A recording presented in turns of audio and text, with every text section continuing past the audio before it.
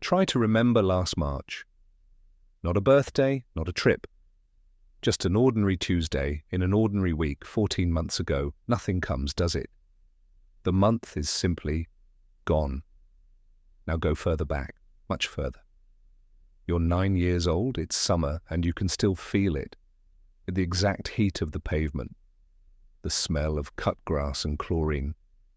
The sound of a screen door, an afternoon so long it had rooms in it. Here's the strange part. That afternoon happened decades ago, and you're still carrying it in full detail. Last March happened just now, and it's already dissolved. One summer when you were a child lasted forever. Now entire years disappear between two heartbeats. Everyone you know feels it. Everyone past 30 says the same sentence. Where did this year go? Like a password nobody remembers agreeing to, and almost nobody can explain it. This film is about why, and the answer is not because you're getting older, or at least that's not really an answer. The real answer is hiding inside a place you visit every single night and have never once seen. Let's go inside. There's an explanation you've probably heard. It's more than a century old. In 1897, a French philosopher proposed a simple piece of arithmetic. To a 9-year-old, 1 year is a ninth of their whole life, an ocean. To a 50-year-old, it's a 50th, a sliver. Each year is a smaller fraction of everything you've known. So of course time accelerates, the math is elegant, it feels airtight. But watch what it predicts. If the fraction were the whole story, time would speed up smoothly, every year slightly faster than the last, the same for everyone, no exceptions. And time refuses to behave that way. A boring week still crawls at any age. A wonderful vacation still vanishes at any age. And the strangest hours of your life is the accident, the phone call, the fall, broke the pattern completely, stretching single seconds into something enormous. The fraction can't explain any of that. Something else is going on, and the first clue is a contradiction you've felt every summer of your adult life. Think about the last great trip you took. While you were in it, it flew. You blinked on the first morning, and it was the last night. Everyone says it on the way home. It went so fast. But now, months later, look back at it. That 1 week feels huge, bigger than the entire grey month of work on either side of it. You were only gone 7 days, and somehow it feels like you lived a small lifetime. Hold those two feelings side by side. The same week, it flew, and it was enormous. Both answers came from you, both are honest, which means you are not carrying one clock. You are carrying two. One clock measures time as it passes. The feeling of this hour, right now, dragging or flying. The other measures time as it's remembered. The size a week takes up when you look back at it. Most days the two clocks agree and you never notice they're separate instruments. But on vacation, in childhood, in crisis, they split. One says fast, the other says vast, and every strange thing time has ever done to you lives inside that split. So which clock is lying? Neither. They're measuring completely different things. And we know that because of one of the strangest experiments ever run. An experiment where the two clocks were pulled apart on purpose. It involved a tower, a net, and a falling man. People who survive car crashes report the same eerie thing. Time slowed down. The world went to slow motion. They saw everything. In 2007, researchers in Dallas decided to test whether that's literally true. Does fear actually speed up your perception? Do you genuinely see more in each second? They built the test around a device, a wrist display flashing digits just slightly too fast for the human eye to read. If fear truly accelerates perception, and if the world really goes slow motion, then a terrified brain should be able to read those digits. Then they found the fear, a tower 15 stories tall, a net at the bottom, and volunteers dropped backward, free fall, no rope, 2.5 seconds of pure, honest terror. They fell.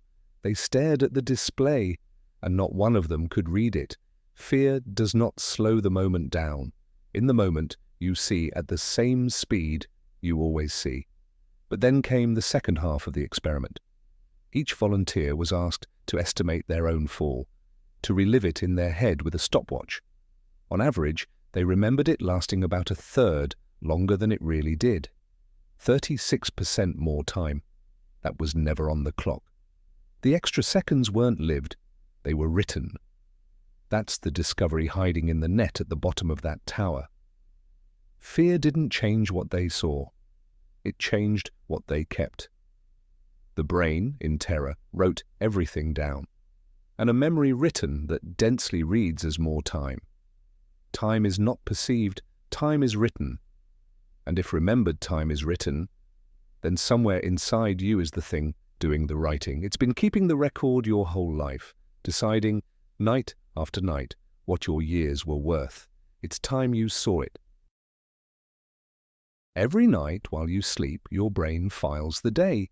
Picture the place it's filed, a vast archive, halls of shelves, one volume for every day you've been alive. The volumes are all the same size on the outside, but inside they are not equal at all. Some days are written in full, some are barely a page, because the writer has one iron rule: it keeps what's new. Show the brain a series, shoe, shoe, shoe, flower, shoe, and people swear the flower stayed on screen longer. It didn't. It was simply new, and new gets more ink, and more ink reads as more time. That tiny lab illusion is your whole life in miniature. Novelty gets written, repetition gets summarized. Your 200th commute isn't stored as a day, it's merged into a single entry called commuting, that era. Whole months of routine compressed into one thin folder. One psychologist has estimated that ordinary life produces a handful of real memories in a fortnight, and a holiday produces that many every single day.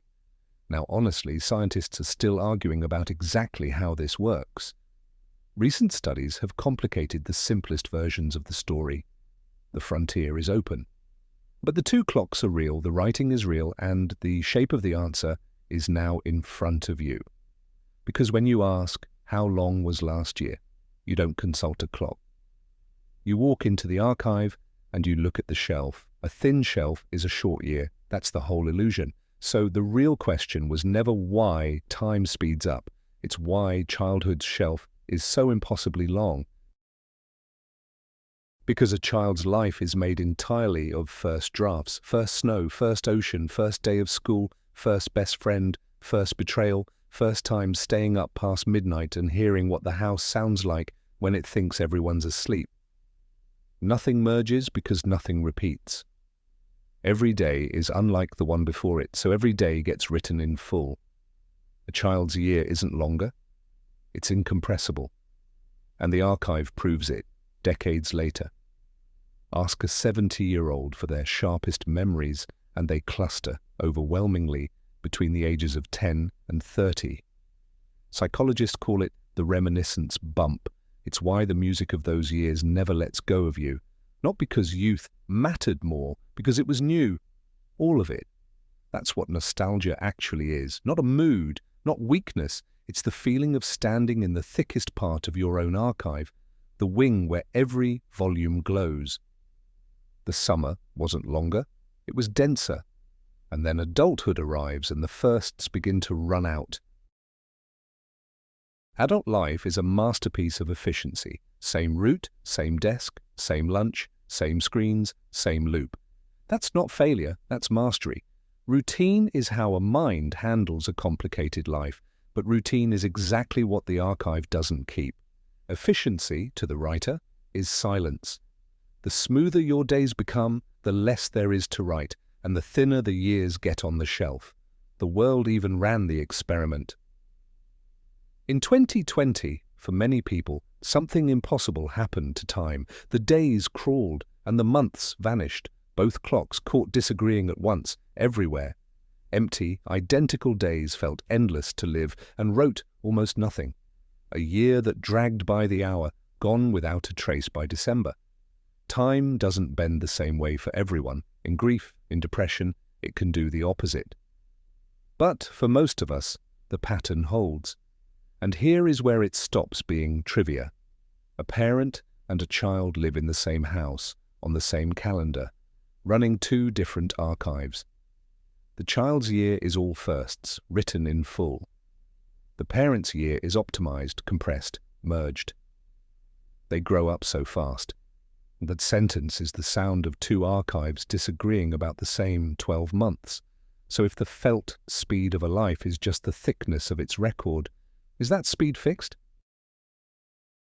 No, the clock is fixed, the writing is not. Watch, an ordinary week. The pen barely moves, thin pages, merged days. Then one small, unfamiliar thing, a street never walked, a skill begun badly, conversation that wasn't the usual one. And the pen slows down, and the volume thickens, and it starts to glow. The archive doesn't ask your days to be spectacular. It only asks them to be unrepeated. Everything new, everything strange, everything slightly hard gets ink. That is the entire secret, and children never knew they knew it. The summer didn't feel endless because you were young. It felt endless because everything was new. And new was never a property of childhood. It's a property of days, so no, time isn't speeding up. Nothing is running out faster than it ever was. The record is just thinning, and the pen is still in your hand. You can't slow the clock. You decide what gets written. And once you start seeing your years this way, not as time that passed, but as shelves you filled, you're seeing the big picture.